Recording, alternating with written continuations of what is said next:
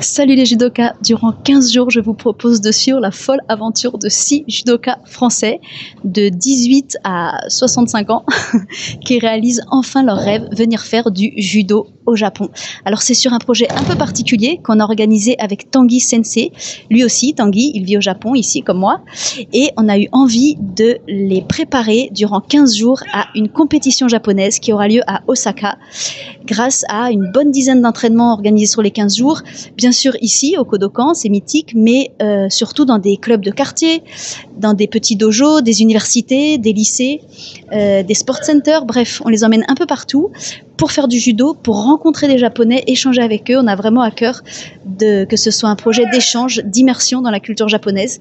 Et donc, je vous invite à écouter leurs découvertes et leurs ressentis sur leurs entraînements jour après jour. Si vous voulez soutenir ce genre de voyage un peu particulier, n'hésitez pas à mettre un pouce ou un abonnement ou un follower ou un bon commentaire, enfin ce que vous voulez. Mais en tout cas, ça fera connaître cette initiative et on espère pouvoir peut-être la réorganiser l'année prochaine. À eux la parole maintenant.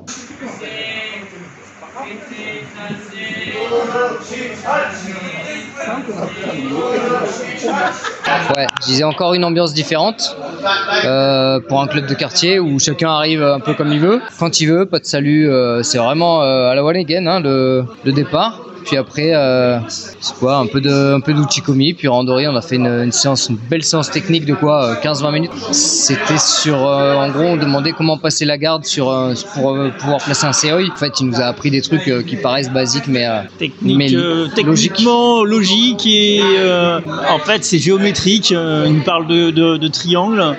Il faut remettre le pied dans le triangle pour pouvoir refaire son seoi. Non, vraiment vraiment très intéressant. Bon, en fait, c'est un peu ce qui me manquait, c'est qu'il amenait la réflexion à pourquoi et comment placer, avant même de placer sa technique, qu'est-ce qu'il cherchait à faire, et c'est vrai que c'est un peu ce qui manquait. Moi, j'ai appris la technique de base en statique, et puis attaquer, et puis on verra ce qui se passe, quoi, et ça va évoluer au fur et à mesure. Mais là, d'avoir cette perception-là, ça donne un autre objectif au combat, et je trouve ça hyper intéressant. D'ailleurs, j'ai réussi à le placer pour la première fois de ma vie à Moroté juste après, donc... Ah, c'est cool ça. Il était vraiment passionné par le seoi et il avait vraiment envie en fait de partager aussi ça. Je pense que c'était il n'a pas arrêté et il était super vif. Alors, rien qu'à regarder ses mains monter, descendre, on avait du mal à voir comment faire. Donc c'était non, franchement, un dixième de seconde, il faisait. Oui, il faisait un déplacement de la main pour remonter, pour repasser le bras en dessous, et on voyait même pas la main se déplacer sur le mouvement. C'était. Et par contre, pareil, pour que ça devienne de tout le corps en gigotaille, super important. Et en fait, c'est là qu'il disait que tout venait, que l'énergie venait de là, pour vraiment après ensuite pouvoir mieux défendre et être plus explosif. Et pour lui, il était vraiment très explosif. Ouais, là on n'a pas fait beaucoup de randori. Ouais, juste 3 randori on a fait. C'était un petit peu juste, mais c'est vrai que c'était quand même bien parce qu'on a eu cette séance technique qui a pris un peu de temps. Enfin, malgré que ça soit très convivial et tout, il y avait du monde en face quand même. Ouais, mais ça restait souple, hyper sympa. Moi, il m'a éclaté sur un taillote et on s'est marré tous les deux. Enfin, c'est vraiment hyper bon enfant, et c'est pas pour autant qu'il n'y a pas de technique derrière. C'est vraiment super propre et super cool. Là, tout le monde est encore en train de discuter, faire un peu la fête. Et c'est assez unique quand même comme expérience. J'ai senti que j'étais quand même fatigué.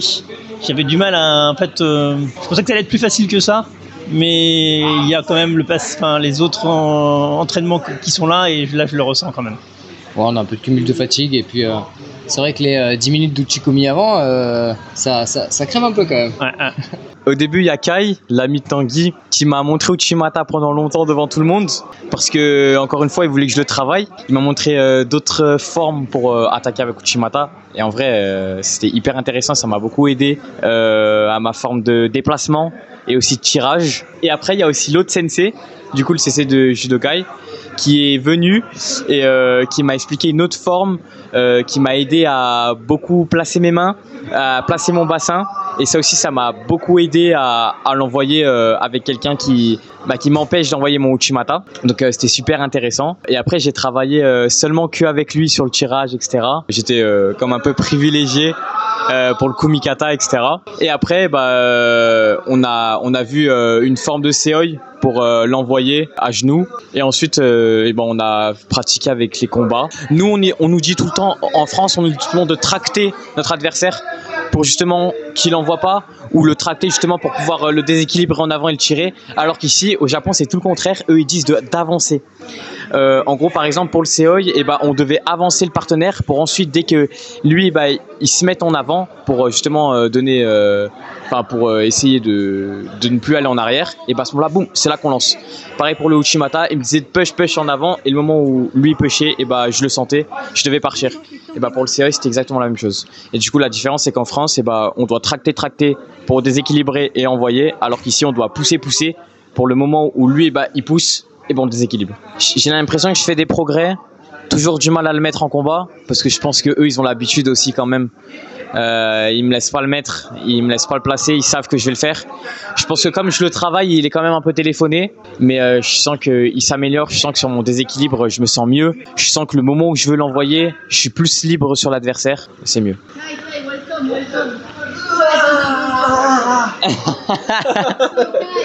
My Uchimata. Uchimata. Push. Getting better. Yoi. 素晴らしい. Wonderful. 素晴らしい. Merci. I'm happy to spend together with you. Yeah. ありがとう。Merci beaucoup.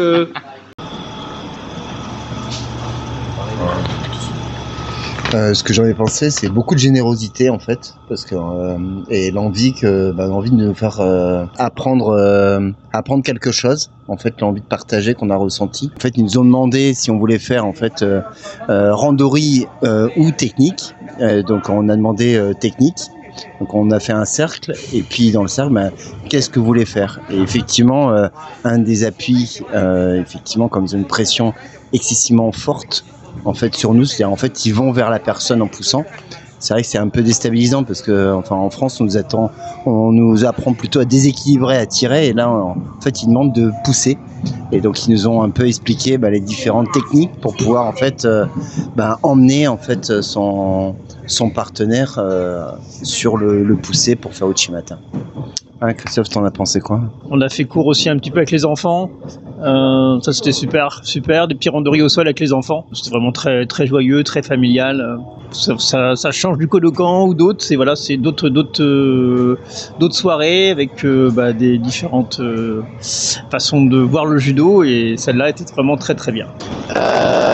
Flavien, toi, tu as eu la chance d'avoir presque une séance faite pour toi, avec un cours particulier par Kai Sensei, mais aussi par Kawamura Sensei. J'ai beaucoup pris à cœur le fait qu'ils viennent beaucoup me voir pour m'expliquer, et qu'ils ont pris le temps pour moi, et que après, même pendant que les autres faisaient les combats, etc., ils ont continué à m'expliquer et à être avec moi. Kawamura Sensei, j'ai beaucoup vu ses consignes, et il parle beaucoup de la tête. Il a aussi insisté sur ce point. Ouais. Le fait que quand la tête tourne, tout le corps suit, et que c'est super important d'aller très loin. Alors lui, est-ce qu'il t'a donné ce détail aussi? Ouais, il m'a donné comme détail que toujours la manche, je la ramène à ma hanche. Il faut vraiment que je prenne comme objectif de ramener la jambe à ma hanche pour justement avoir ce tirage-là tout au long de la technique. Et après aussi que ma tête, vraiment, elle donne un grand coup et qu'elle regarde de l'autre côté. C'est un club très familial où il y a une certaine liberté aussi qui nous est donnée. Bien entendu, il y a un cérémonial, mais c'est moins strict que dans certains clubs. La preuve, on a pu demander justement d'avoir en amont une intervention technique, et ça, je pense que c'est très précieux, parce que c'est des conseils simples mais qui sont différents de ce qu'on a en France, notamment le judoka qui a montré Morote Seoinage, il parlait du déséquilibre et aussi du déplacement, et qu'en fait tout était fait avec le corps, l'ensemble du corps, et ça c'est quelque chose parfois qu'on ne dit pas en France. J'ai trouvé ça vraiment très intéressant. Ce soir, le groupe était dans le club qui organise la Smile Cup et avec qui on va faire les équipes. Tout de suite, je pense que ils ont bien intégré le groupe dans cette dynamique et fait comprendre l'esprit de la compétition. C'est que en fait, sur cette compétition, le groupe français et le groupe japonais sont ensemble. Il n'y a pas de barrière vraiment. On est en équipe, la preuve avec les dossards qui ont été donnés. Et je pense que c'est une grosse plus-value. Moi, j'avais fait la Smile Cup il y a 2 ans avec le club du Yokokan, qui est un club où on va aller vendredi aussi, où j'ai vraiment, où on va être bien accueilli, j'en suis certain. Et là, le fait d'être tout le monde avec le Jugokai, que Kawamura Sensei bien expliqué, qu'il y ait Kai qui soit ce guide formidable au-delà du judo, même humainement, ça donne un goût particulier. Je pense à cette semaine.